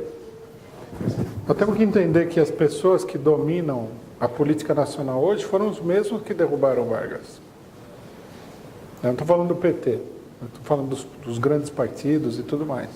Quem domina o sistema de comunicação no Brasil, que é a Rede Globo, né, esteve diretamente implicado no golpe contra o Vargas. O jornal O Globo, da época, foi um dos jornais que organizaram o golpe contra o Vargas. Roberto Marinho, pessoalmente, participava dessa campanha. Depois que teve o golpe de 64, ele recebeu de presente a Rede Globo, né, por serviços prestados. Então é natural que o pessoal seja contra o Vargas. Agora, tem uma segunda questão que até nesse momento aqui é mais decisiva, que é o seguinte: vigora, em termos internacionais, a chamada política neoliberal, que é uma tentativa de aniquilar tudo que os governos nacionalistas fizeram no período anterior. Por exemplo, vocês viram aqui a privatização da siderurgia, da eletricidade, tudo isso é uma política totalmente oposta à do Vargas. A burguesia mundial, devido à crise, conseguiu encostar a burguesia dos países atrasados contra a parede e liquidar tudo isso daí. Então, a política do Vargas é exatamente o contrário do que prega a direita neoliberal. Daí o fato de falarem muito mal do Vargas. Vargas, evidentemente, que é uma figura contraditória, não tem nada... A classe operária não deve defender o Vargas. A gente deve simplesmente mostrar a realidade, a verdade dos fatos. Vargas era um elemento da burguesia, foi ele que fez toda a legislação sindical para dominar os sindicatos e tudo mais. Agora, nós, ao fazer uma análise da história do Brasil e da situação brasileira, nós temos que estabelecer uma diferença entre um governo que tinha procurava um certo desenvolvimento nacional e governos que procuram escravizar completamente o país. E no caso do Vargas é o seguinte: a parte pior da biografia dele, eles não levantam, que é a ditadura de 38 e tal. A traição da Revolução de 1930. Eles atacam o governo do Vargas de 54, que é um governo democrático, nacionalista e tal, onde ele foi massacrado de uma maneira totalmente injusta. Precisa se restabelecer isso daí. Até, aparentemente, uma campanha em torno do Vargas, no sentido de mostrar que os inimigos dele eram pessoas boas e tal, quando, na verdade, eram todos uns canalhas da pior espécie. É difícil dizer quem é o pior canalha, aquele concurso que não tem vencedor, mas essa turma, Carlos Lacerda e os outros que eram contra o Vargas, e que depois deram o golpe de 64, essa é uma turminha aí, grande concorrente ao título de os piores canalhas da história do Brasil. Bom, o suicídio do Vargas, eu acho que não é incontroverso. Ele se suicidou mesmo. Acho que não tem... a filha dele, por exemplo, ela entrou no quarto do Vargas, logo depois que ele deu o tiro no peito, e encontrou ele ainda vivo. E a filha dele era uma pessoa de total confiança dele. Há depoimentos dela. Ele se suicidou mesmo, não há dúvida nenhuma sobre isso. Logicamente que ninguém se suicida por nada. Ele foi levado ao suicídio porque ele foi completamente encurralado politicamente. Por isso que todo mundo, os trabalhadores se revoltaram porque falaram, levaram o presidente ao suicídio, né? O suicídio foi, em certa medida, uma vitória do golpe de Estado. Acabaram com o governo. E a reação popular, que o Vargas não teve, né, a coragem política de chamar a reação popular, que é o que ele deveria ter feito, ela derrotou, por sua vez, o golpe ao qual ele sucumbiu. Logicamente que Vargas era um político muito experiente, é considerado um dos políticos mais inteligentes que o Brasil já teve até hoje. A carta que ele deixou, a famosa Carta Testamento, era uma incitação ao pessoal se levantar contra os inimigos dele e surtiu o efeito. Não há dúvida nenhuma, mas o suicídio foi uma capitulação diante do golpe, né? Algumas pessoas do comando varguista, inclusive falaram que eles tinham condições de agrupar o exército e resistir, mas eles não quiseram, Vargas não quis resistir, né? Deveria ter congregado o pessoal aí, houve reuniões ministeriais, o ministro da Guerra falou, dá para resistir, mas vai rolar sangue. Quer dizer, meio que colocando a coisa toda no impasse. Mas que dava para resistir, dava. Que eles não quiseram resistir, como não quiseram resistir em 64. Finalmente, a burguesia nacional é burguesia. E num enfrentamento com o setor mais poderoso da burguesia, ela enfia o rabo no meio das pernas, né? Que nem um cachorro medroso. Esse é o problema. Agora, sobre a pergunta de que se isso poderia acontecer com o PT, sem dúvida nenhuma. O PT é o típico partido para levar um golpe aí da direita. O partido de esquerda moderado, tímido, medroso. Pode acontecer com qualquer governo do tipo do PT, coisas dessa natureza aí, né? E esses governos, eles estão cheios de gestos fúteis, né? Estão cheios de gestos fúteis. Eles não enfrentam o imperialismo da maneira como se deveria enfrentar, mobilizando o povo, porque nós temos que entender o seguinte, o imperialismo, como eu falei durante a palestra, ela é uma força poderosíssima. Ele manda no mundo, ele derruba governos, ele divide países no meio, uma força muito poderosa. Então a gente tem que pensar o seguinte, qual é a força que teria a capacidade de enfrentar o imperialismo? Só uma força igualmente poderosa. Existe essa força? Existe, mas não é o nacionalismo, não é a burguesia dos países atrasados. É a classe trabalhadora. Essa é a única força no mundo que pode enfrentar o imperialismo. A única. E ela pode enfrentar. Porque não foi nenhum, nem dois, nem três golpes militares e outros que foram derrotados pela mobilização do povo. Veja-se o caso do Vargas. O nacionalismo capitulou, caiu por terra. Os trabalhadores impediram o golpe militar com uma revolta enorme no Rio de Janeiro. Tá certo? O problema do nacionalismo é que ele não se dispõe a mobilizar os trabalhadores, porque ele também tem medo dos trabalhadores.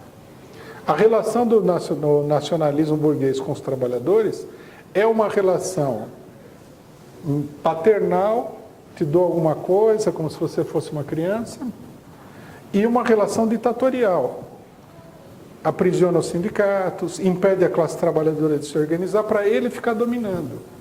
Então, na concepção do Vargas, assim como na concepção do Lula, você tem que fazer alguma coisinha pelos trabalhadores para que o trabalhador vá na urna votar no partido nacionalista. Agora, votar não detém o imperialismo. O que o imperialismo tem de medo de um voto? Ele passa por cima das urnas com um tanque de guerra. Ele faz a eleição do jeito dele. Ele derruba o governo eleito e elege outro através da fraude. Então, só a mobilização dos trabalhadores. Isso daí, eles não fazem. Por isso que termina mal esses governos. São governos de gestos grandiosos aí, mas que é tudo aparência. O governo Allende no Chile, ele foi lá, ele não chamou os trabalhadores para defender o governo dele contra o golpe. Mas a hora que o golpe foi deslanchar, ele foi lá com meia dúzia de pessoas, uma metralhadorazinha para se defender, lutar contra o golpe no Palácio La Moneda. É evidente, o que meia dúzia de assessores presidenciais vai fazer contra um golpe dado pelas Forças Armadas chilenas? Nada. É só um gesto fútil. O Getúlio Vargas se suicidou, é dramático. Mas também não é uma maneira de enfrentar o imperialismo, é uma capitulação. Isso é muito comum. Quando estava a crise do golpe, uma das pessoas mais íntimas do presidente, do Getúlio Vargas, falou para ele o seguinte: vamos pegar 60 da velha guarda aqui e vamos enfrentar o golpe no catete e vamos morrer todo mundo junto. Tudo bem. Dá até filme, você entendeu? Mas não vai derrotar o golpe. Quem fez essa proposta foi o famoso Oswaldo Aranha, um dos líderes do varguismo no Rio Grande do Sul. Também tentar matar o Carlos Lacerda, como fez o chefe da segurança, também é uma estupidez. O que ele deveria ter feito era chamar os trabalhadores à mobilização, à luta. Os trabalhadores são uma força. Então, por exemplo, nós não acreditamos, isso precisa ficar absolutamente claro, que o PT vai derrotar a direita. Não, o PT não tem. Quem pode derrotar a direita é a classe operária, né? Brasileira. Isso tem força. Se os trabalhadores saírem às ruas, não adianta a Rede Globo, não adianta Forças Armadas, não adianta nada. Os trabalhadores são milhões de pessoas. Esses milhões de pessoas, elas podem enfrentar o imperialismo. O resto não. Um dos conselheiros militares do Hugo Chávez, quando o Hugo Chávez comprou um monte de armas da Rússia, rifles, etc. e tal, perguntaram para ele o que ele achava, se esses rifles e tudo mais, isso aí poderia conter o imperialismo. Perguntaram para um cara que é um velho general do exército venezuelano. Ele falou: você pode comprar armas à vontade, nada disso vai deter o imperialismo. A única coisa que detém o imperialismo é a mobilização do povo no seu conjunto. Quer dizer, isso aí foi dito por um general de exército venezuelano. Então a gente tem que entender que essa é a verdade, essa é a realidade. Bom, sobre o apoio ao PT. O problema do apoio ao PT é o seguinte: nós não apoiamos a política do PT e dificilmente a gente votaria no PT. Primeiro porque é confuso, confunde os trabalhadores e tudo mais. Mas também a gente tem que entender o seguinte: é uma questão acadêmica essa.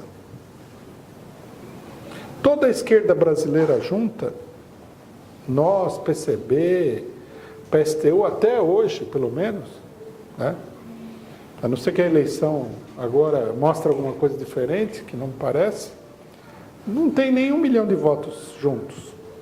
É uma questão acadêmica saber se o destino do PT não depende do voto da esquerda. Então nós não vamos empenhar o nosso voto numa coisa que é absolutamente inútil.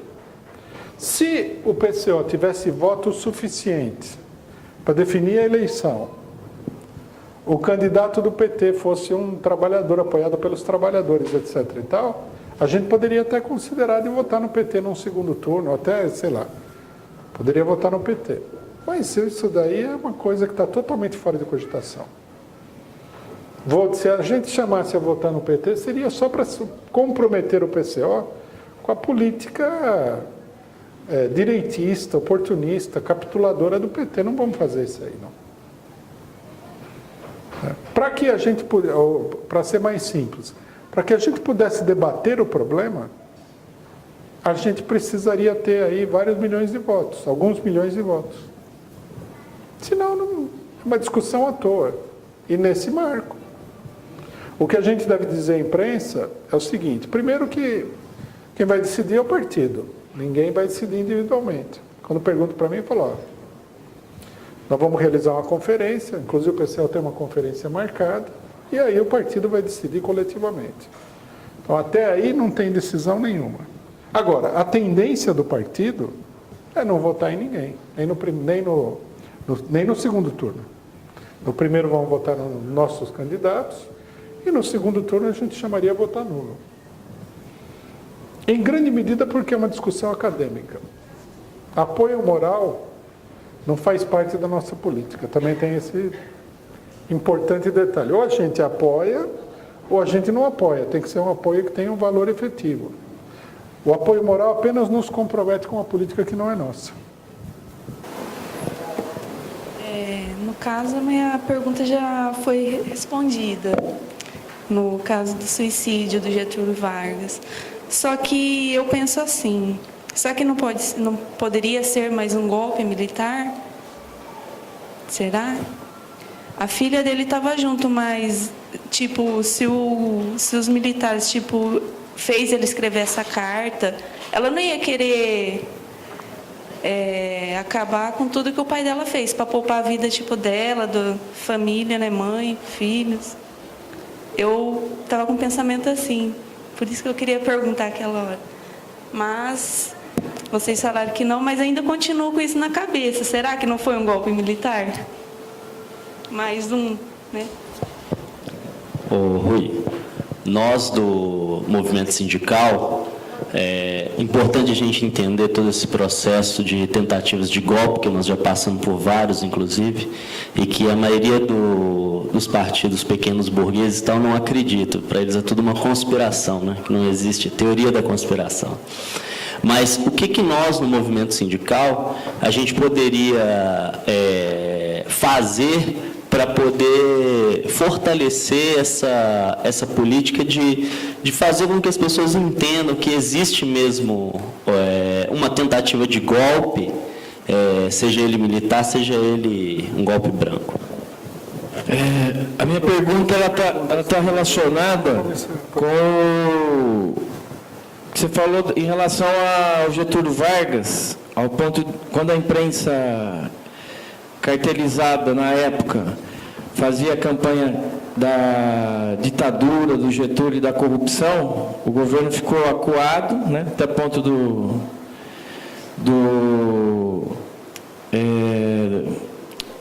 da tentativa de matar o Carlos Lacerda, e aí eles se sentiram fortes e foram para cima para dar o golpe. Na morte do Getúlio, o suicídio do Getúlio reverteu a situação, porque a população, a classe trabalhadora, não, por mais que houvesse a campanha, ela não estava na jogada de acreditar na imprensa.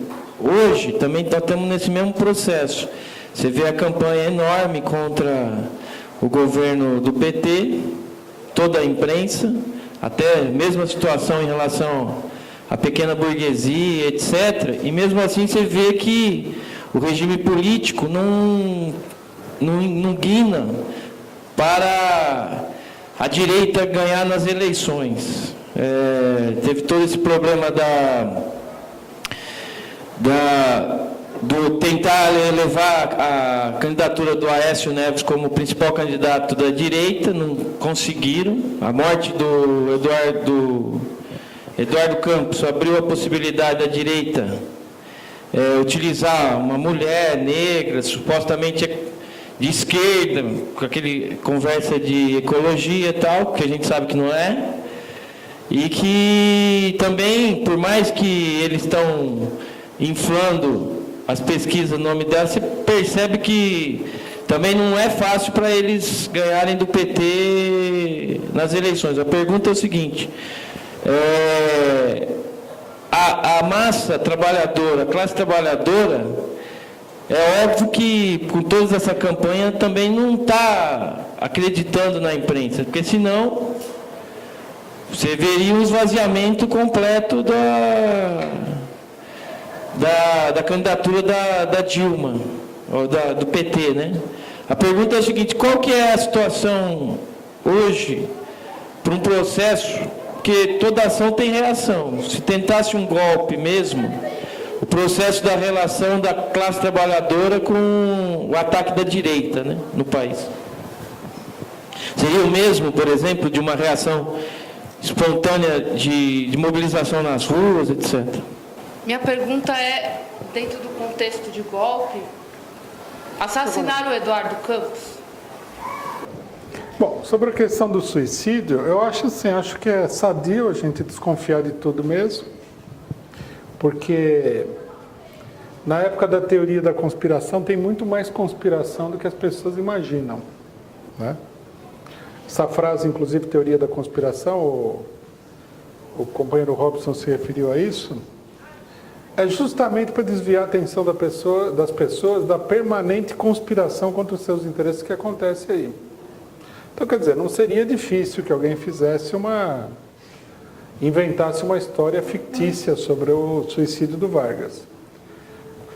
Logicamente que há muito depoimento histórico e tudo, não é uma questão controversa que ele tenha se suicidado, né? Agora, aí fica a critério de cada um ler e pesquisar e tudo mais. Na minha opinião, é líquido e certo que ele se suicidou, não foi assassinado. Agora, eu acho que a gente deve ficar de olho, deve ficar esperto, porque tudo é possível, né? Tudo é possível. Teve muita gente que morreu em acidente aí que ficou provado que foi assassinado. Você vê que recentemente provaram que os militares brasileiros mataram 2 ex-presidentes brasileiros, Juscelino e João Goulart. A Comissão da Verdade falou que o caso do Juscelino é que foi assassinado mesmo. Ele morreu num acidente na estrada que liga São Paulo a Minas Gerais, se não me engano. E na época foi um acidente, carro bate e tal. É estranho, né? O carro do presidente bater, mas bateu o carro e ele morreu. Depois se ficou sabendo que o acidente foi provocado, né?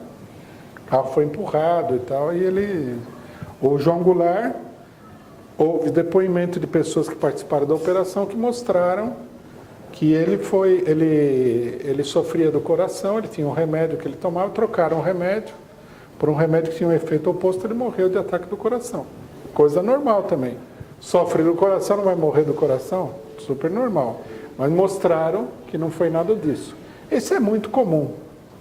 Se a pessoa está disposta a dar um golpe, derrubar o governo, matar o presidente, como aconteceu no Chile, por que ela não estaria disposta a matar o presidente na surdina sem dar o golpe? É absurdo pensar que isso aí seria impossível, né? Então eu acho que a gente não deve alimentar essa ingenuidade de que todas as histórias estranhas, elas não têm fundo nenhum. Pelo contrário, eu diria que na maioria das vezes tem muito mais fundo de verdade do que parece à primeira vista, né? Isso aí é importante, né? Sobre o problema do que fazer no caso de um eventual golpe. Bom, o sistema político brasileiro ele é propenso ao golpe, né? Ao golpe branco, a manobras de todo tipo para controlar a situação e tudo mais.